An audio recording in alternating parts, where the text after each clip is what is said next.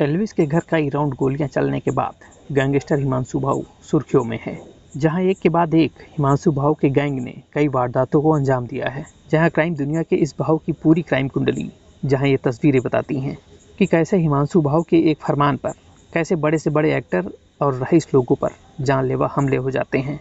पर ऐसा नहीं है कि ये हमला पहली बार हुआ है, बल्कि इसके पहले भी हिमांशु भाऊ गैंग ने कई बड़ी वारदातों को अंजाम दिया है। जहां 17 साल की उम्र में ही क्राइम की दुनिया में अपना नाम कमाने वाले हिमांशु भाऊ का नाम आज देश के टॉप 5 गैंगस्टर लिस्ट में शामिल है।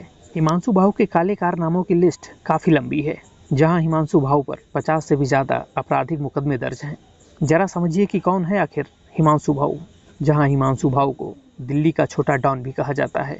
रोहतक के रिटाली का रहने वाला हिमांशु फर्जी पासपोर्ट बनाकर दुबई भागा था और फिर वो दुबई से भागकर पुर्तगाल में अपना ठिकाना बना रखा है और वहीं से वो जबरन वसूली गैंग चलाता है। जहां दिल्ली समेत कई राज्यों में हिमांशु भाऊ का दबदबा है।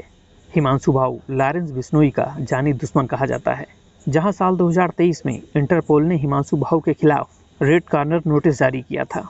वहीं हिमांशु भाऊ पर 2.5 लाख रुपए का इनाम भी घोषित किया। लॉरेंस बिश्नोई के जानी दुश्मन माने जाने वाले हिमांशु भाऊ के दबदबे को इस बात से भी समझ सकते हैं कि महज उसकी उम्र 22 साल है और देश के टॉप सुरक्षा एजेंसियां उसकी तलाश में हैं। हिमांशु कितना खतरनाक गैंगस्टर है, इसका अंदाज़ा इस बात से लगाया जा सकता है कि उसने महज 4 साल के अंदर ही दिल्ली सहित एनसीआर में कई बड़ी वारदातों को अंजाम देकर अंडरवर्ल्ड की दुनिया में तेज़ी से अपने कदम बढ़ा रखा है।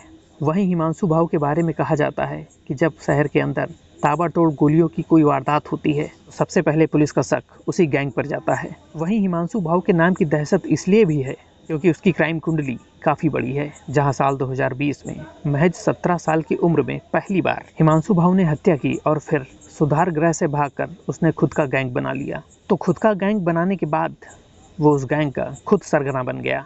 फिर साल 2022 में 24 दिनों के भीतर अलग अलग जगहों पर एक के बाद एक 3 मर्डर किए और फिर हिमांशु भाऊ ने नीरज बवाना गैंग से हाथ मिला लिया और फिर हिमांशु भाऊ और ताकतवर बन गया और धीरे धीरे कर उसकी गैंग बड़ी होती गई और हिमांशु भाऊ से लोग खौफ खाने लगे।